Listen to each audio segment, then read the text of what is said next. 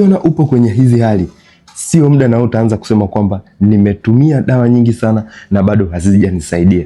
Na mojawapo mwanamke ambaye kuna uwezekano akaanza kulalamika hivi ni yule ambaye awali aliona kuna rafiki yake ambaye alitumia dawa fulani zikamsaidia, na yeye kwa sababu alikuwa anajiona anashindwa kubeba ujauzito, akamtafuta rafiki yake akamuelekeza, nenda kanunue dawa hizi zitakusaidia. Japokuwa kuna wengine kweli wakielekezwa zinawasaidia, ila haimaanishi na wewe pia itakusaidia, hususan kama ulitumia na ukaona hazijakupa matokeo.